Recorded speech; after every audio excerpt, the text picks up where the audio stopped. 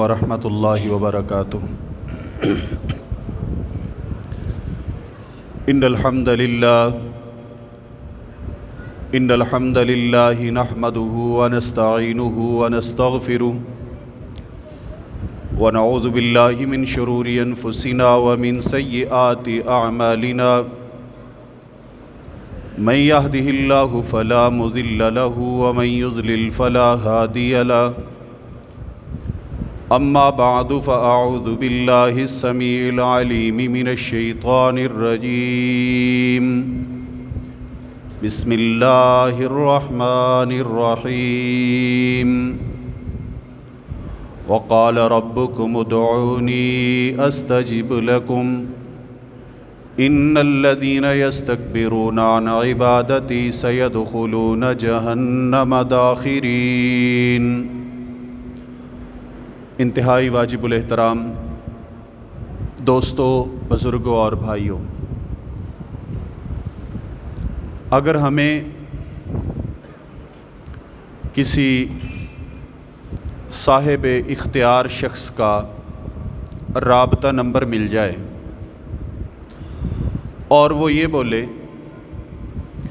کہ یہ میرا نمبر ہے، آپ کو جب بھی کوئی تکلیف ہو، کوئی پریشانی ہو، آپ اس نمبر کے اوپر رابطہ کر لینا، میں آپ کا مسئلہ حل کر دوں گا۔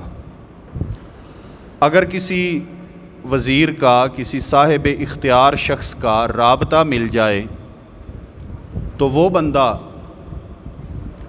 اپنے دوستوں میں، اپنے علاقے میں بچے کو یہ بتائے گا کہ دیکھو جی فلاں کا رابطہ نمبر مجھے ملا ہوا ہے اور میں جب چاہوں اس سے رابطہ کر سکتا ہوں، جب چاہوں اپنی پریشانی اس کے سامنے پیش کروں، وہ میری پریشانی حل کر دیتا ہے۔ آپ کہیں گے بندہ بڑا خوش نصیب ہے، ایسے ہی کہیں گے؟ محترم ساتھیو، ایسے ہی خالق ارض و سما نے ہم سب کو ہی خوش نصیب بنایا ہے، ہر ایک بندے کو۔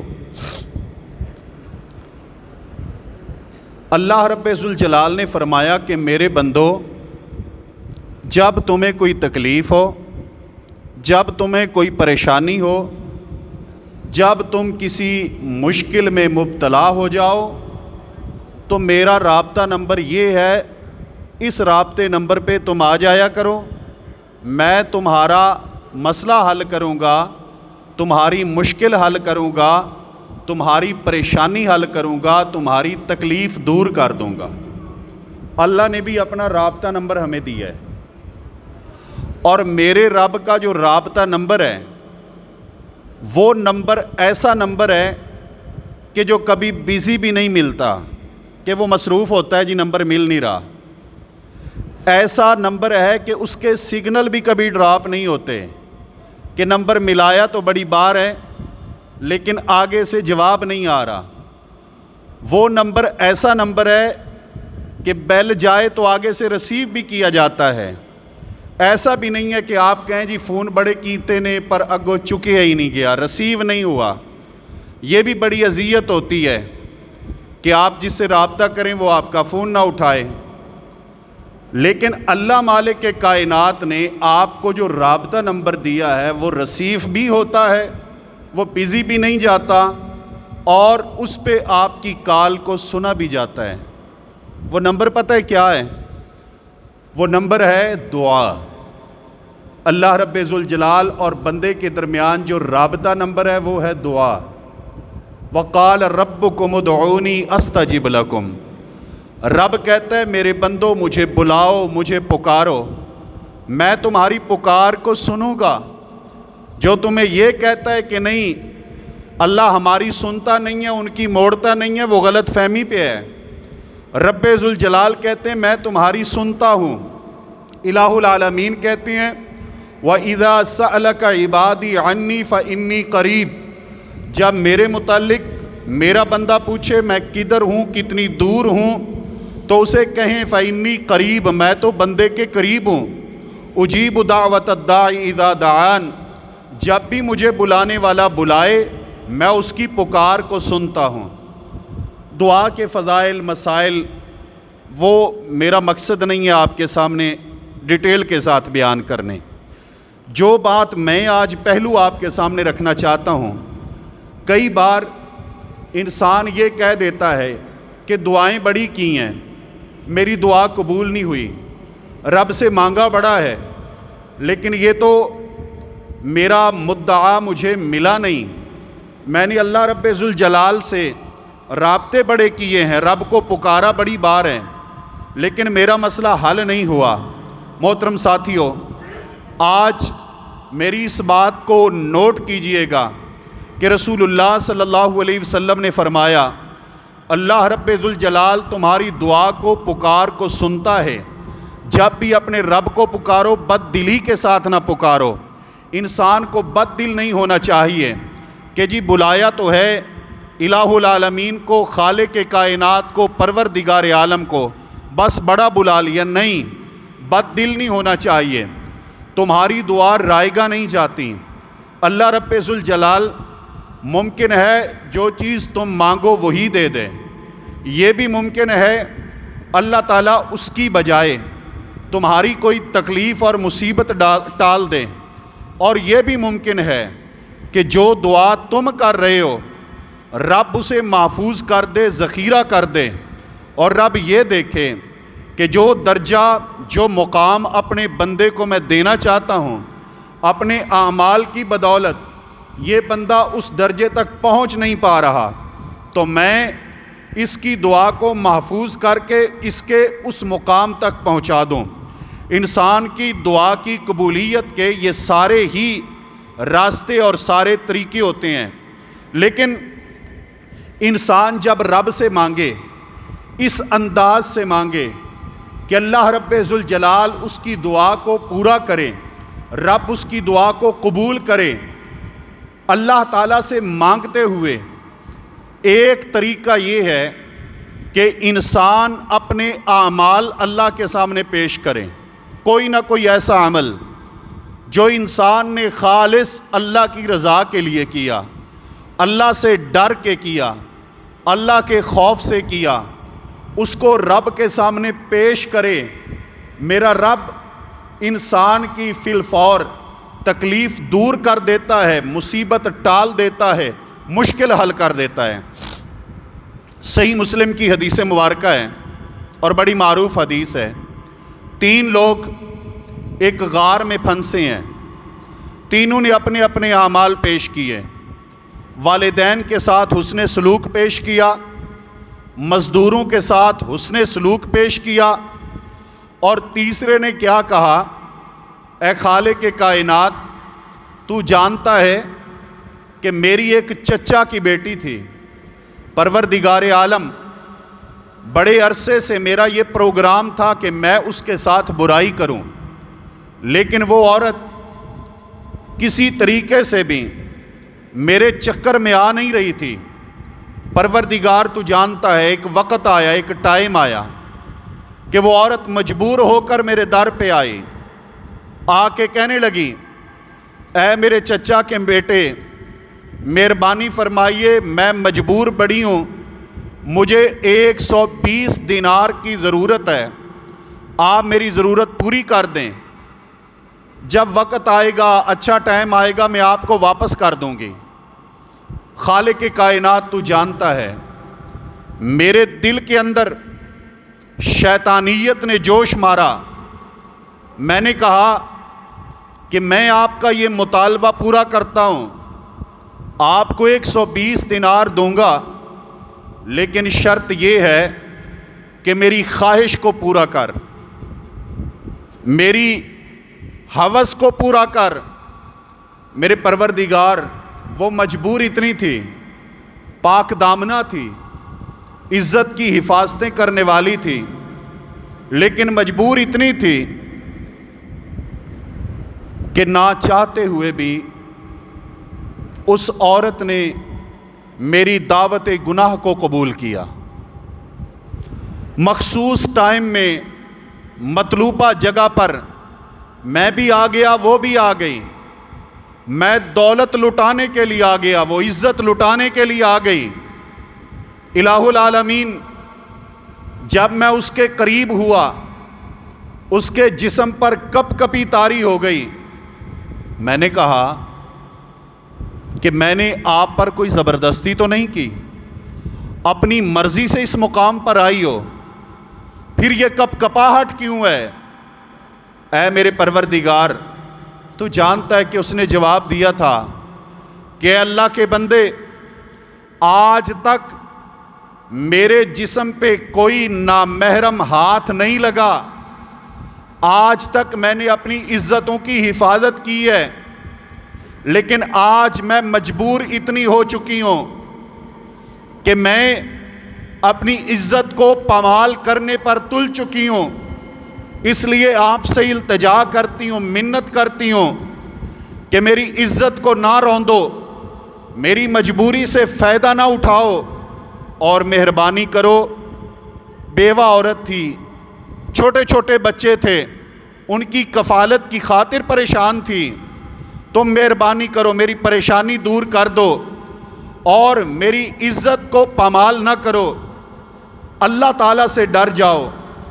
الہ العالمین تو جانتا ہے کہ جب اس نے یہ جملے اور کلمے بولے کہ اتق اللہ، اللہ سے ڈر جا، اور اس کے جسم پہ ایک کپ کپاہٹ طاری تھی، پروردگار عالم میں نے سوچا کہ یہ ایک بار اپنے رب کی نافرمانی کرتے ہوئے اتنے خوف میں مبتلا ہے، میں کتنی بار اپنے رب کی نافرمانی کرتا ہوں، کتنی بار اس کے قانون توڑتا ہوں، کتنی بار اس کی حدوں کو پامال کرتا ہوں، آج تک مجھے خوف نہیں آیا، میں پریشان نہیں ہوا، میں رب سے ڈرا ہی نہیں۔ میرے پروردگار، میں نے اسی وقت یہ سوچا اور اسی وقت یہ فیصلہ کیا اور اس کو گواہ بنایا کہ تو میری توبہ کی گواہ ہو جا، اور آج کے بعد لا اعصی اللہ ابدا، کبھی بھی میں اپنے رب کی نافرمانی نہیں کروں گا۔ میرے پروردگار عالم، تنہائی میں، خلوت میں، علیحدگی میں آئی ہوئی عورت کو میں نے جانے دیا، چھوڑ دیا، اس کی عزت کو بچایا، اور میں نے گناہ نہیں کیا۔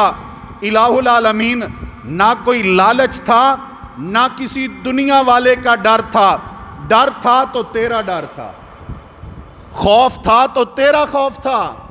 میرے پروردگار عالم، اگر تو جانتا ہے میرا یہ کام تیری خاطر تھا، تیرے ڈر اور خوف کی وجہ سے تھا، میرے اللہ مجھے اس مصیبت سے نجات دے دے۔ یہ جو غار کے منہ پر ایک پتھر آ گیا ہے اور بارش میں، طوفان میں ہمارا راستہ بند ہو گیا ہے، میرے پروردگار عالم اس مصیبت سے نجات دے دے، اس پتھر کو ہٹا دے، غار سے نکال دے ہمیں الہ العالمین۔ میرے رب ذوالجلال نے غار کے منہ سے پتھر کو ہٹایا اور اللہ تعالیٰ نے ان تینوں لوگوں کو غار سے نجات عطا کر دی ہے۔ یہ واقعہ تفصیلات کے ساتھ پڑھا سنا، لیکن جو پہلو میں آپ کے سامنے عرض کر رہا ہوں وہ اس حوالے سے ہے کہ جب تو رب سے دعا مانگتا ہے، اللہ کے سامنے ہاتھ پھیلاتا ہے، اس دعا میں، تنہائی میں، خلوت میں اپنی تکلیفیں یاد کر، اپنا مقصد یاد کر، اپنی ضرورت یاد کر، اور ضرورت کو یاد کرتے ہوئے کوئی اپنا ایسا کام بھی رب کے سامنے پیش کر کہ جو تو نے خالص اللہ کے لیے کیا ہو، جس میں ریا نہ ہو، جس میں لالچ نہ ہو، جس میں کسی انسان کا خوف نہ ہو، جس میں رضا ہو تو رب کی مقصود ہو، لالچ ہو تو اللہ کے گھر سے ہو، کسی اور کا گھر اور در نہ ہو۔ پھر دیکھنا دروازے کیسے کھلتے ہیں مشکلات کے، تکلیفیں کیسے دور ہوتی ہیں۔ اور میں تو یہ کہتا ہوں میرے محترم ساتھیوں، میں یہ کہتا ہوں کہ اللہ رب ذوالجلال سے دعا کرتے ہوئے، اللہ سے مانگتے ہوئے، انسان ایک طریقہ یہ ہے کہ اپنے عمل کو پیش کرے، دوسرا یہ ہے اپنے کردار کو پیش کرے۔ کردار کو، کئی کردار ہوتے ہیں، کسی کا کردار یہ ہوتا ہے کہ میں نے ہمیشہ سچ بولا ہے، جھوٹ کبھی نہیں بولا، اللہ سے مانگتے ہوئے کبھی یہ چیز پیش کریں، میں نے ناپ تول میں کمی کبھی نہیں کی، بے ایمانی کبھی نہیں کی، 2 نمبری کبھی نہیں کی، اللہ کے سامنے دعا کرتے ہوئے یہ عمل پیش کریں، میں نے کبھی میرے پروردگار برائی کے قریب نہیں گیا، اللہ کے سامنے مانگتے ہوئے اس کردار کو پیش کریں۔ اے الہ العالمین، میں نے فلاں بندے کے حقوق کے، اس کے مال کے، اس کی امانت کی حفاظتیں کی ہیں، کوئی دیکھنے والا نہیں تھا، تیرا ڈر تھا، امانت کو پیش کریں۔ اور امانت کو پیش کرتے ہوئے دعا سے پہلے اگر 2 رکعتیں بھی پڑھ دیں، 2 رکعتیں پڑھ کے رب سے دعا کریں، واللہ رب ذوالجلال اگر آپ کا مقابلہ کرنے کے لیے، آپ کو زیر کرنے کے لیے، آپ کو مٹانے کے لیے، آپ کو ذلیل کرنے کے لیے پوری ریاست بھی مقابلے میں آ جائے، اگر رب سے آپ نے دعا کر لی ہے، ریاست بھی آپ کا مقابلہ نہیں کر سکتی، ریاست بھی آپ کا مقابلہ نہیں کر سکتی۔ ایک ذمہ دار جگہ پہ بیٹھا ہوں اور ذمہ داری سے بات کروں گا انشاءاللہ تعالی، ریاست بھی آپ کا مقابلہ نہیں کر سکتی۔ آپ کردار پیش کر کے رب سے دعا تو کریں، اللہ سے دعا تو کریں۔ اب ایسے تو نہ ہو نا کہ کردار یہ ہو کہ ہر رمضان میں اللہ کے سامنے روئیں، گڑ گڑائیں، توبہ کریں، معافیاں مانگیں، اپنے تمام گناہوں سے توبہ کا اقرار کریں، اور چاند رات آئے ہمارے پھر وہی کرتوت ہوں، ہمارے پھر وہی انداز ہوں، اگلے بار پھر جب مشکل آئے پھر آ کے بیٹھ جائیں اور پھر دعا، یعنی توبۃ نصوحا ہونی چاہیے نا، کہ توبہ پکی ہونی چاہیے۔ انسان کو یہ تو نہ ہو کہ ایک بات کی، ایک دعویٰ کیا، ایک وعدہ کیا، ایک توبہ کی اور اگلے دن پھر اسی گناہ پہ نہیں، کردار پیش کریں، کریکٹر پیش کریں رب کے سامنے۔ آئیے دیکھیے، مقابلے میں ریاست ہے، لیکن اللہ نے اپنے بندے کے دعا کے نتیجے میں ریاست کو گھٹنے ٹیکنے پر مجبور کر دیا ہے اپنے بندے کے سامنے، اور وہ بھی پردیس میں۔ سیدنا ابراہیم علیہ السلام گھر سے روانہ ہوئے ہیں، سفر پہ جا رہے ہیں، اور سیدنا ابراہیم علیہ السلام کے ساتھ اس سفر میں ان کی بیوی سیدہ سارہ علیہ السلام ہیں۔ راستے میں ایک ریاست سے گزرے، ایک علاقے سے گزرے، اس علاقے کا جو بادشاہ تھا، بدمعاش طبیعت کا، عورتیں اس کی کمزوری تھیں۔ اللہ تعالیٰ ایسے بادشاہ سے ہر کسی کو بچائے۔ عورت اس کی کمزوری تھی، جب بھی وہ دیکھتا تھا کہ میرے علاقے میں کوئی خوبصورت عورت ہے، وہ نہیں دیکھتا تھا یہ کنواری ہے، یہ کسی کے نکاح میں ہے، وہ نہیں دیکھتا تھا، وہ نکاح والی بھی لے جاتا تھا، بغیر نکاح والی بھی لے جاتا تھا۔ جو آپ تصور کر رہے ہیں نا، میں اس کی بات نہیں کر رہا کہ وہ بغیر نکاح والی بھی لے جاتا تھا، نکاح والی بھی لے جاتا تھا، میں اس کی بات نہیں کر رہا بھی جو عدت ہی پوری نہیں ہونے دیتے۔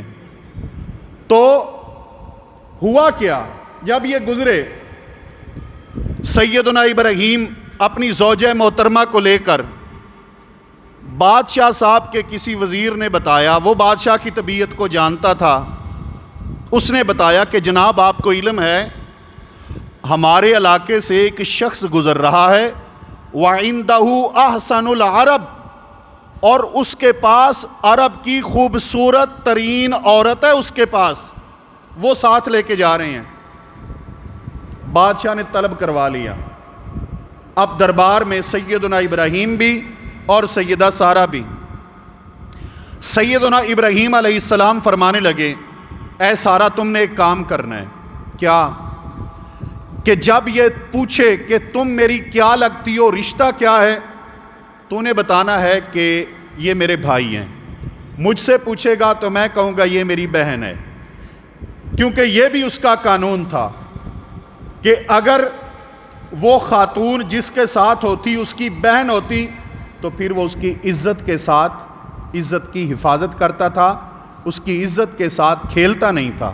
تم نے یہی کہنا ہے کہ یہ میرے بھائی ہیں، بلوا لیا۔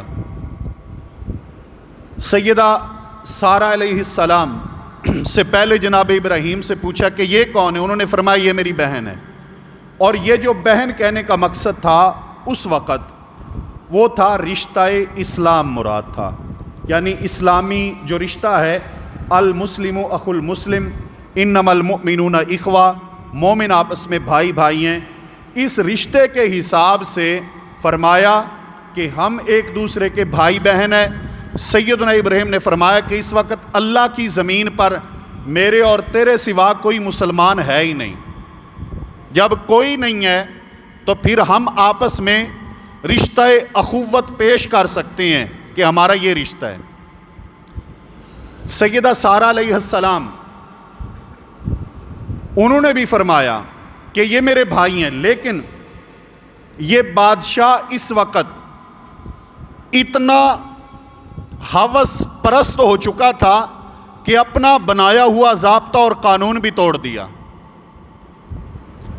بھائی اور بہن کہنے کے باوجود پھر بھی لے گئے سیدہ سارہ کو اپنے دربار میں، اپنی خلوت گاہ میں لے گئے۔ سیدہ سارہ علیہ السلام اللہ رب ذوالجلال سے دعا کرتی ہیں، سیدنا ابراہیم بھی اللہ سے دعا کرتے ہیں، لیکن جناب ابراہیم کی دعا کا انداز کیا ہے؟ جناب ابراہیم علیہ السلام 2 رکعت نماز پڑھتے ہیں۔ 2 رکعت نماز پڑھنے کے بعد سیدنا ابراہیم علیہ السلام دعا میں بیٹھ جاتے ہیں، اللہ سے رابطہ شروع کر دیتے ہیں۔ ادھر سیدہ سارہ علیہ السلام اس بادشاہ کے خلوت گاہ میں اللہ تعالیٰ سے دعا کرتی ہیں، اور کیا دعا کرتی ہیں؟ اللہم ان کنت تعلم انی آمنت بنبیک، اے اللہ تو جانتا ہے کہ بے شک میں تیرے نبی ابراہیم پر ایمان لے کے آئی ہوں، میرا ایمان ہے تیرے پیغمبر ابراہیم پر، تیرے نبی ابراہیم پر، کوئی اور ان پر ایمان لانے والا نہیں اس وقت، میرا ان پر ایمان ہے۔ اے اللہ تو جانتا ہے، وَأَحْفَظْتُ فَرْجِي، میں نے آج تک اپنی شرمگاہ کی حفاظت کی ہے۔ تو جانتا ہے میرے پروردگار عالم کہ میں اپنے جسم کو، اپنی شرمگاہ کو میں نے اس قدر محفوظ کیا ہے کہ کسی اجنبی شخص کا میرے جسم کے اوپر نہ ہاتھ لگا نہ نظر پڑی۔ اے میرے الہ العالمین، اگر تو جانتا ہے کہ واقعی میں تیرے پیغمبر پر ایمان بھی لائی ہوں، اور تو جانتا ہے کہ اس انداز سے میں نے اپنے کردار کی حفاظت بھی کی ہے، فلا تسلط علی ھذا الکافر، تو اس کافر کو مجھ پر مسلط نہ کر، میرے پروردگار اس کافر سے ہمیں نجات عطا فرما، اس کافر سے نجات عطا کر دیں۔ دعا کی سیدہ سارہ نے، اور سامنے کون ہے؟ مقابلے میں کون ہے؟ کافر ہے، بادشاہ ہے، ریاست ہے مقابلے میں۔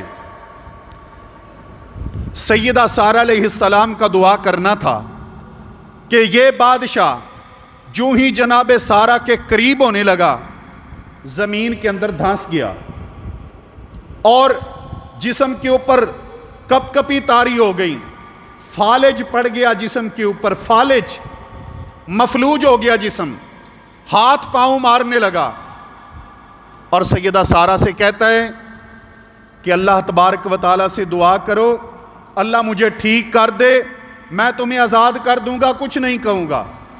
سیدہ سارہ نے پھر دعا کی، اے پروردگار عالم، اگر یہ مارا گیا تو اس کی رعایا والے میرے اوپر قتل کا کیس ہی نہ کروا دیں، خالق کائنات اس کو ٹھیک کر دے، اس کو صحت دے دیں۔ اللہ نے اپنی بندی کی دعا کو پھر قبول کیا، اس کافر کو پھر صحت دے دی ہے، رب ذوالجلال نے ٹھیک کر دی ہے۔ جب وہ ٹھیک ہوا تو فاسق کی، بے ایمان کی یہی تو نشانی ہوتی ہے کہ وعدہ کر کے مکر جاتا ہے، وعدہ کر کے پورا نہیں کرتا، اپنی توبہ اور اپنے وعدے کا پاس نہیں رکھتا۔ وعدہ کیا کہ میں تمہیں آزاد کر دوں گا، لیکن پھر وعدہ توڑ دیا۔ پھر سیدہ سارہ پہ حملہ آور ہونے لگا۔ دوسری بار جب پھر حملہ آور ہونے لگا، سیدہ سارہ نے پھر دعا کی، پھر یہ گر گیا زمین پر، پھر جسم کے اوپر فالج پڑ گیا، پھر ہاتھ پاؤں مارنے لگا، پھر کہتا ہے دعا کر دے ٹھیک ہو جاؤں، تمہارے قریب نہیں آؤں گا۔ سیدہ سارہ پھر دعا کرتی ہیں۔ یہ کتنی دعا ہو گئی ہے؟ 3 دعائیں ہو گئی۔ پہلی دعا، پھر صحت کی دعا، پھر یہ تیسری دعا ہے دوبارہ صحت کی۔ دعا کی، وہ ٹھیک ہو گیا۔ جب یہ ٹھیک ہوا، وعدہ پھر توڑ دیا، معاہدہ پھر توڑ دیا، پھر سیدہ سارہ کی طرف حملہ کرنے کے لیے آنے لگا۔ اللہ کی بندی نے پھر دعا کی تیسری بار۔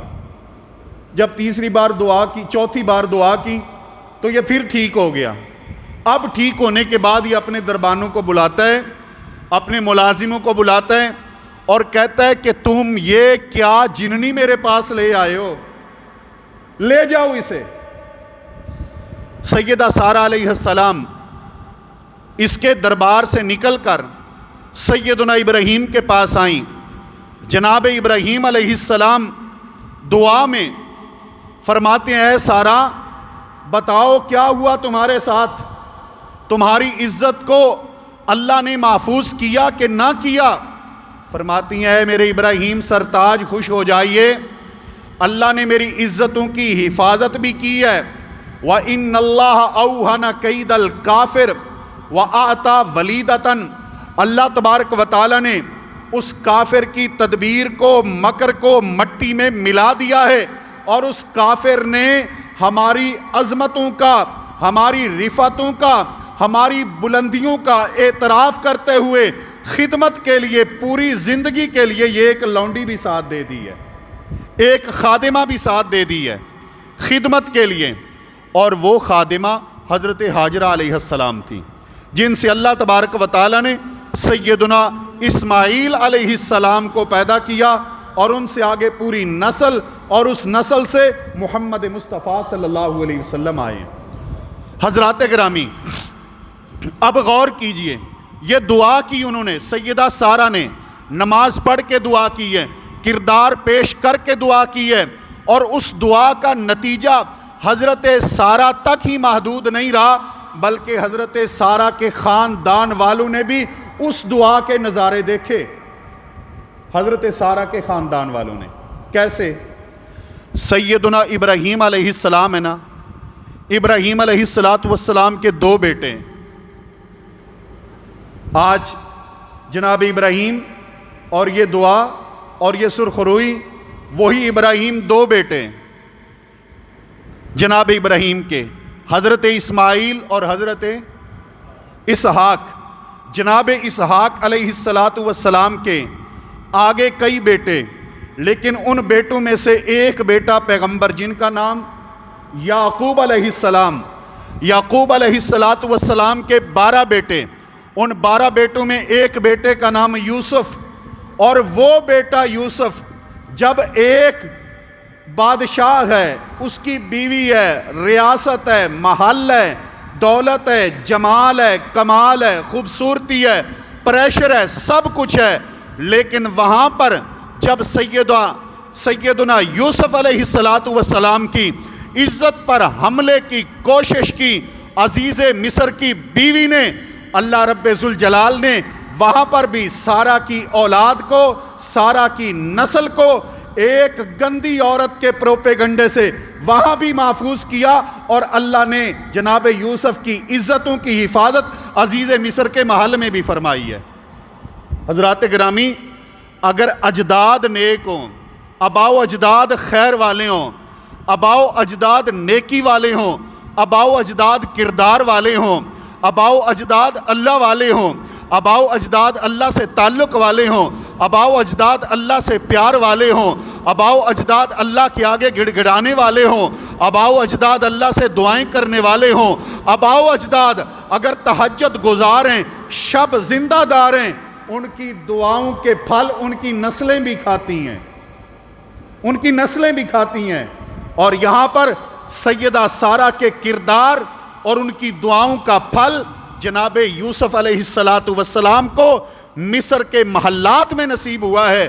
رب نے دعا قبول کی، رب نے عزت بچائی، رب نے لگے ہوئے تالے اور دروازے سارے توڑ دیے جناب یوسف علیہ السلام کے آگے۔ تو محترم ساتھیو، اللہ تبارک و تعالیٰ کے گھروں میں، اللہ کے در پہ جب ہم آتے ہیں تو مالک کائنات کے سامنے دعا کرتے ہوئے ضرور اپنے کردار کو، اپنے عمل کو پیش کریں۔ اپنا کوئی عمل، اپنا کوئی کردار رب سے پیش کر کے دعا کریں گے، انشاءاللہ العزیز میرا اللہ خالی ہاتھ نہیں لوٹائے گا، رب آپ کی جھولیاں بھر دے گا، مشکلیں حل کر دے گا انشاءاللہ العزیز۔ مالک کائنات سے دعا ہے، مالک کائنات دنیا اور آخرت کی بھلائیاں ہمیں عطا فرمائے، آمین ثم آمین۔ وأقول قولی ھذا وأستغفر اللہ لی ولکم ولسائر المسلمین۔